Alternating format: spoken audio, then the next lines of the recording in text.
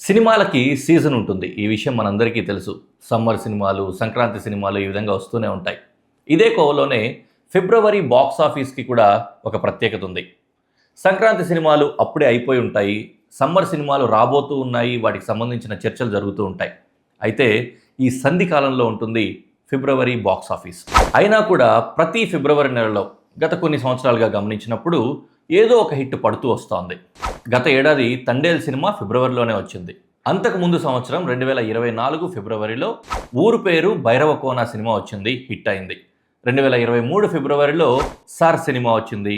2022 ఫిబ్రవరిలో డీజే తిల్లు ఎంత హిట్ అయిందో మనం చూసాం. అదేవిధంగానే 2021 ఫిబ్రవరిలో ఉప్పెన, 2020 ఫిబ్రవరిలో భీష్మ సినిమాలు వచ్చి హిట్లు కొట్టాయి. ఇలా ప్రతి ఫిబ్రవరిలో కూడా ఏదో ఒక సినిమా హిట్ కొడుతూ వస్తోంది. మరి ఈ ఫిబ్రవరి సంగతి ఏంటి?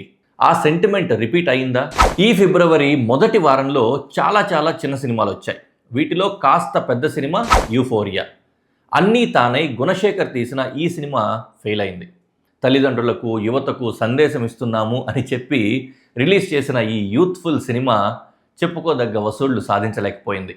డైరెక్టర్ గుణశేఖర్ లాంగ్ గ్యాప్ తర్వాత మెగాఫోన్ పట్టుకొని ఈ సినిమాను తెరకెక్కించినప్పటికీ కూడా ఆశించిన ఫలితం మాత్రం దక్కలేదు. ఈ సినిమాతో పాటు విత్ లవ్, శ్రీ చిదంబరం గారు, ఆపరేషన్ పద్మ, బరాబర్ ప్రేమిస్తా, బ్లడ్ రోజెస్, లగ్గం, ఎర్రచీర లాంటి సినిమాలన్నీ కూడా వేటికవే ఫెయిల్ అయిపోయాయి. ఈ బరాబర్ ప్రేమిస్తా అనే సినిమా మాత్రం వివాదాలతో కాస్త జనాల్లో నలిగింది. మీరందరూ చూసే ఉంటారు. స్టేజ్ మీద ఆ బూతుపాటతోటి బాగా ఫేమస్ అయ్యాడు ప్రభాకర్ కొడుకు.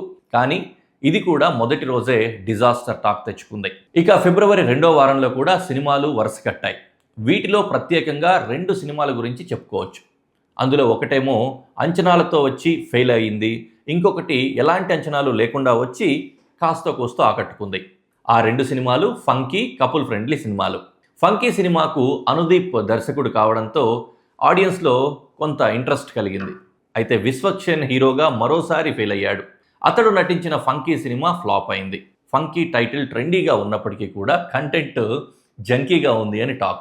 పండగ సీజన్ అంటే వ్యాలంటైన్స్ డేలు, శివరాత్రులు ఇలాంటివన్నీ పక్కపక్కనే ఉన్నప్పటికీ కూడా క్యాష్ చేసుకోలేక చతికిలబడింది ఈ సినిమా. చూడొచ్చు ఒకసారి, ఎంటర్టైనింగ్ ఉంది. వన్ లైనర్స్ చాలా బాగున్నాయి. అందుప్ది సాంగ్స్ యావరేజ్ ఉన్నాయి. ఒక సాంగ్ చాలా బాగుంది, మిగతాంతా ఓకే. ప్యూర్లీ అందుకు వన్ లైనర్స్ అంతే, స్టోరీ ఏం ఎక్స్పెక్ట్ చేయొద్దు. ఇక సంతోష్ శోభన్ హీరోగా నటించిన కపుల్ ఫ్రెండ్లీ అనే సినిమా ఎలాంటి అంచనాలు లేకుండా వచ్చి కాస్త ఆకట్టుకుంది.